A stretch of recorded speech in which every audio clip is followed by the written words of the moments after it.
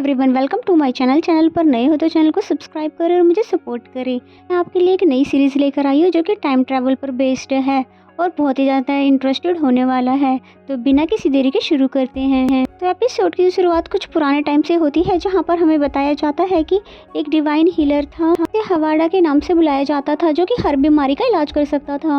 वह internal organs का operation कर कर मरते हुए लोगों को बचा सकता था और उन्होंने राजा का भी इलाज किया था, जिससे राजा खुश होकर उन्हें अपना पर्सनल डॉक्टर बनाना चाहते थे। लेकिन उस डिवाइन डॉक्टर ने कहा कि मैं किसी एक इंसान का पर्सनल डॉक्टर बनकर नहीं रहना चाहता। फिर वो यहाँ से भाग निकल जाता है, जिसको पकड़ने के लिए राजा अपने सैनिक को भी उसके पीछे लगा देता है। फिर वहाँ पर कुछ ऐसा होता है जिसे देखकर हर कोई हैरान हो जाता है, क्योंकि वहाँ पर एक मैजिकल पोर्टल ओपन हो गया था, जिसे वो लोग हेवन का डोर कहते हैं, और उसके अंदर वो डिवाइन डॉक्टर चला जाता है। एंड देन नेक्स्ट सीन में हमें इस ड्रामा की फीमेल लीड को दिखाया जाता है, जो कि मॉडर्न इरा में होती है और इसका नाम यंशु होता है। वो एक प्लास्टिक सर्जन होती है और उसकी स्किल्स तो बहुत ही ज्यादा कमाल की होती है। ज्यादा सेंसिटिव और क्लमजी लड़की है और वो एक फॉर्चून टेलर के पास जाती है, जिससे वो अपने फ्यूचर के बारे में पूछती है, जिसपे वो फॉर्चून टेलर बताता है कि तुम्हारे लिए जो लड़का आएगा वो हेवन से आएगा और वो तुम्हें भी अपने साथ वहाँ लेकर जाएगा। इसकी ये बातें सुनकर उसको लगता है कि ये शायद ढोंगी है और ये बस मुझसे पैसा ऐंठना चाहता है, इसलिए उसको बहुत ही ज्यादा भला बुरा कहने के बाद उसको बिना पे किए वो वहाँ से चली जाती है। एंड देन नेक्स्ट सीन में हमें दोबारा से एंशिएंट एरा का दिखाया जाता है, बट ये टाइम जो डिवाइन डॉक्टर था उसके हेवन जाने के 100 साल बाद का है।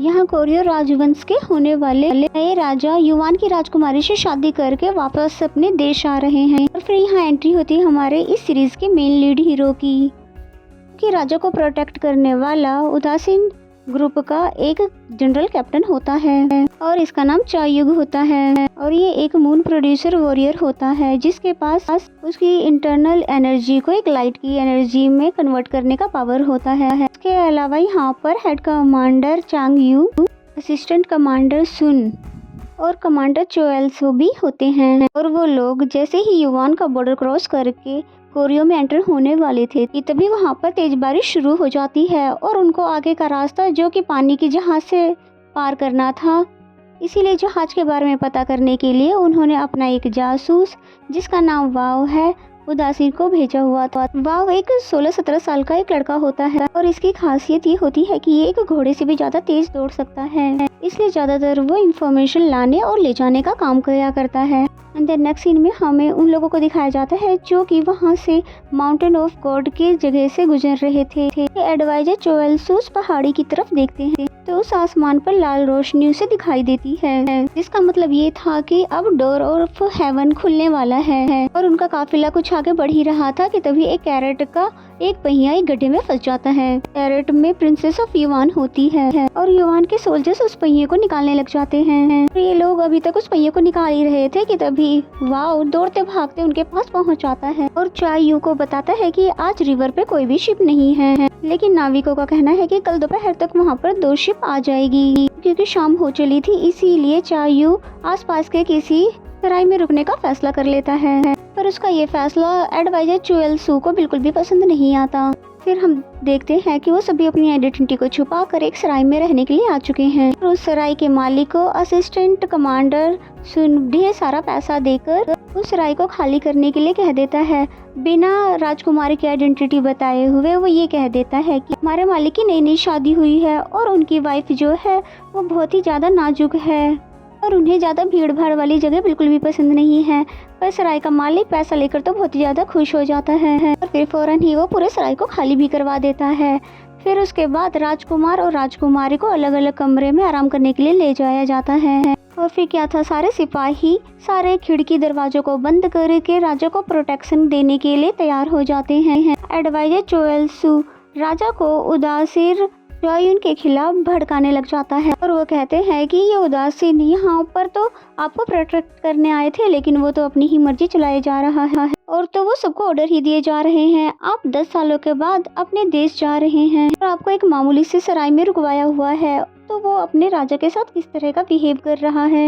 एडवाइजर चोएल्सन बोले ही जा रहे थे, पर वांगबिन उनकी कोई भी बातों का जवाब नहीं दे रहे होते हैं। तभी यहाँ पर चायुंग आ जाता है। फिर राजा को वो कहता है कि आपको और क्वीन को अलग अलग प्रोटेक्ट करना बहुत ही ज्यादा मुश्किल हो रहा है और हमारे सोल्जर तो 2 जगहों पे बट रहे हैं और इसलिए अगर आप दोनों एक ही कमरे में रहेंगे तो हमारे सोल्जर के लिए बहुत ही आसान हो जाएगा आपको प्रोटेक्ट करना। इसकी बातें सुनकर एडवाइजर कहता है कि तुम ये क्या बकवास कर रहे हो, जिस पे चायू से खंजर देते हुए कहता है क्या तुम्हें स्वाट चलाना आता भी है, पकड़ो इसे और जाकर खिड़की पे पहरा दो। तो इस बात एडवाइजर शॉक्ड होकर खड़ा हो जाता है।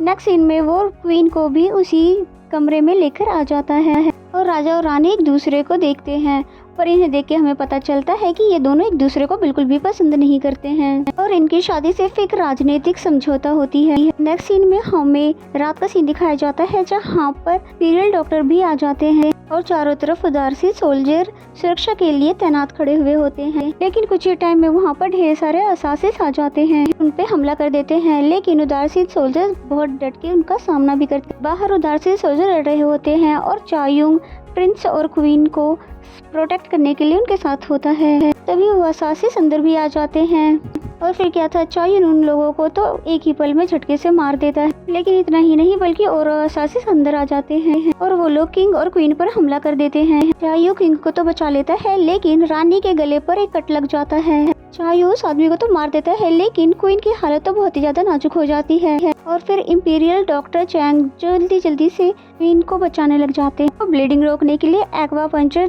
थ्योरी का इस्तेमाल करता है, जिस रिडल पर वो चायुन से अपनी इंटरनल एनर्जी डालने के लिए भी कहता है, जिससे कि क्वीन की बॉडी में इंटरनल ब्लड सर्कुलेशन बना रहे हैं। और फिर डॉक्टर चैन ने उनकी ब्लीडिंग तो रोक दी थी लेकिन ये कोई परमानेंट सॉल्यूशन तो नहीं था और क्वीन की जान को तो अभी भी खतरा था। राजा ये सब देखकर बहुत ही ज्यादा परेशान हो रहे होते। वैसे उन्हें रानी के मरने से तो कोई भी फर्क नहीं पड़ता था, बस उन्हें चिंता थी तो बस इस बात की कि अगर इन्हें कुछ हो गया तो फिर युवान से उनके राजनीतिक रिश्ते खराब हो जाएंगे और जिसका सीधा असर उनके पॉलिटिकल करियर पर पड़ेगा। और उदासीर सोल्जर ने तो सारे असासित सोल्जर्स को मार दिए होते हैं और सभी असासित भाग जाते हैं, लेकिन एक असासित पकड़ा जाता है लेकिन वो फौरन से जहर खाकर मर जाता है और वहाँ पर सभी क्वीन की हालत को लेकर बहुत ही ज्यादा हैरान हो रहे होते हैं। तभी वहाँ खड़े एडवाइजर को डोर ऑफ हेवन की याद आ जाती है और वो कहता है कि अगर डोर ऑफ हेवन से वहाँ जाकर डिवाइन डॉक्टर को यहाँ पर लेकर आ जाया जाए तो क्वीन को बचाया जा सकता है। तो इस बात को किंग कोंग भी सोचने लग जाता है और फिर अपने साथ एडवाइजर और चायू को लेकर उस हेवन डोर तक जाते हैं और हम देखते हैं कि ये कोई हेवन का डोर नहीं है बल्कि एक पोर्टल है जो कि ओपन हो चुका है। किंग जो कि चायुन को ऑर्डर देते हैं कि वो इस डोर के अंदर जाए और डिवाइन डॉक्टर को लेकर आए, जिसके बाद वो राजा की आज्ञा मानते ही उस डोर के अंदर एंटर कर लेता है। फिर जैसे ही वो एंटर होता है तो हमें पता चलता है ये कोई हेवन में नहीं बल्कि मॉडर्न